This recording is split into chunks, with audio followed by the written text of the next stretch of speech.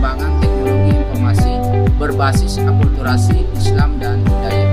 Mari bergabung dengan program studi pendidikan agama Islam Fakultas Tarbiyah Institut Agama Islam Negeri Parepare. Salam. Bismillahirrahmanirrahim. Assalamualaikum warahmatullahi wabarakatuh. Perkenalkan, saya Suciati, NIM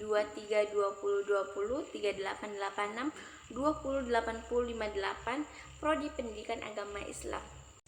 Baik, langsung saja saya akan membahas tentang pendidikan Islam pada zaman penjajahan. Nah, penjajahan ini saya bagi menjadi dua. Yang pertama, penjajahan pada zaman Belanda, dan yang kedua, pada zaman penjajahan Jepang. Yang pertama, kita akan membahas pendidikan Islam pada zaman penjajahan Belanda. Pada zaman ini, bangsa Barat melakukan Indonesia dimulai dalam bidang perdagangan.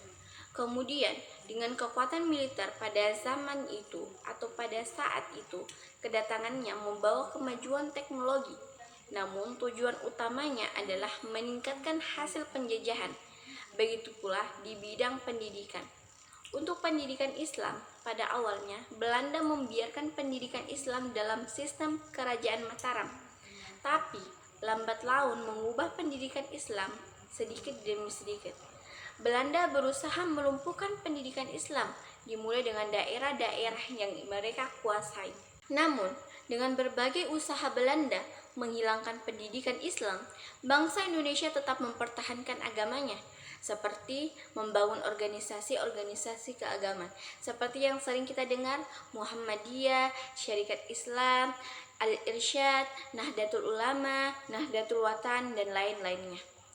Setelah itu, perintah Belanda mengeluarkan perintah atau peraturan yang disebut dengan Netra Agama. Setelah itu, Belanda menghambat pendirian sekolah tradisional dengan cara tidak mengakui lulusan-lulusan tradisional karena menganggap tidak bisa bekerja di pabrik maupun sebagai birokrat. Di luar dugaan berdirinya sekolah-sekolah rakyat di desa di mana pribumi belajar, di sekolah-sekolah Belanda menjadikan mereka mengenal sistem pendidikan modern, seperti sistem kelas, pemakaian meja, metode pembelajaran modern, dan pengetahuan umum. Mereka juga mengenal surat kabar, majalah untuk mengikuti perkembangan zaman. Pada rasional inilah yang menjadi pendorong pengadaan pembaruan di bidang agama dan pendidikan. Kondisi demikian juga terjadi di Timur Tengah, dengan ditandai munculnya ide pan-Islamisme dirintis oleh Jamaluddin Al-Afghani di Mesir.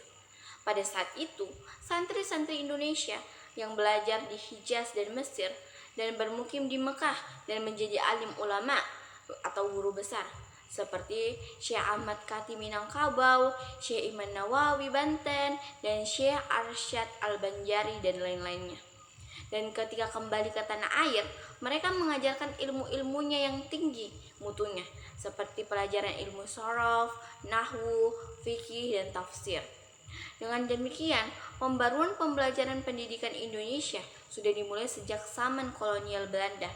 Hal itu ditandai dengan berdirinya organisasi-organisasi Islam seperti Sumatera Tawalib, Jamiatul Khair, Al-Irsyad, Muhammadiyah, PLU, Persis, dan yang lainnya, yang mendirikan sekolah-sekolah Islam. Selanjutnya kita beralih ke pendidikan Islam pada zaman penjajahan Jepang. Jepang menjajah Indonesia setelah mengalahkan Belanda setelah Perang Dunia Kedua. Pada awal penjajahan Jepang terhadap Indonesia, pemerintah Jepang seakan-akan membela kepentingan Islam sebagai siasat untuk mementingkan perang, untuk menarik dukungan rakyat Indonesia.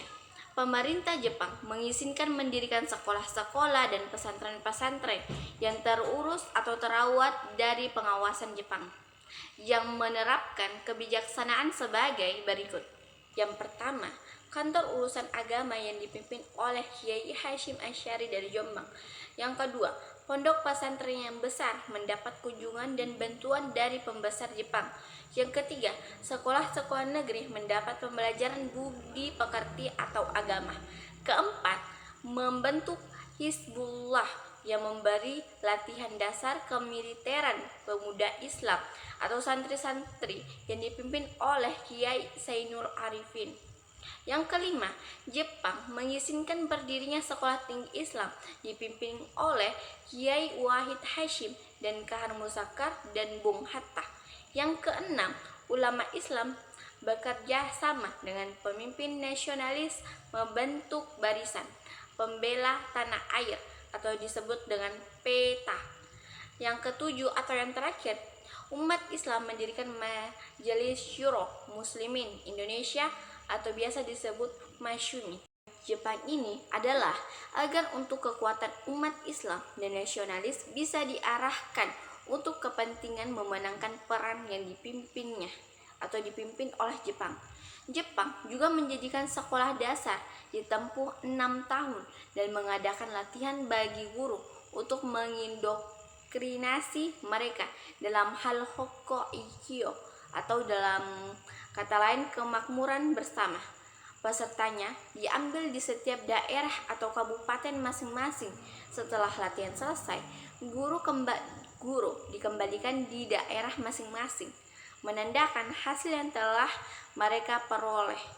Susunan sekolah menjadi 2, yaitu yang pertama umum terdiri dari 3, yaitu sekolah rakyat yang ditempuh selama 6 tahun. Yang kedua, sekolah menengah yang ditempuh selama 3 tahun. Dan yang ketiga, yaitu sekolah menengah tinggi yang ditempuh juga oleh 3 tahun. Dan yang kedua, sekolah guru terdiri dari 3 juga, yaitu sekolah guru 2 tahun, sekolah guru 4 tahun, sekolah guru 6 tahun.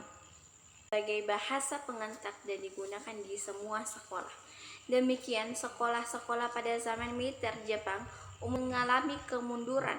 Namun, masalah yang paling terpenting pada sekolah itu pada tahun 1942 sampai 1945 adalah nasionalisasi bahasa pengantar serta membentukkan kader-kader muda untuk tugas barat di masa mendatang.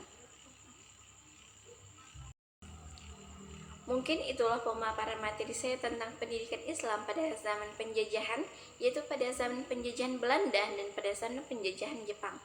Mohon maaf bila ada kesalahan karena saya hanya manusia biasa yang tak luput dari kesalahan. Wa ma taufiquna illa billah. Wassalamualaikum warahmatullahi wabarakatuh.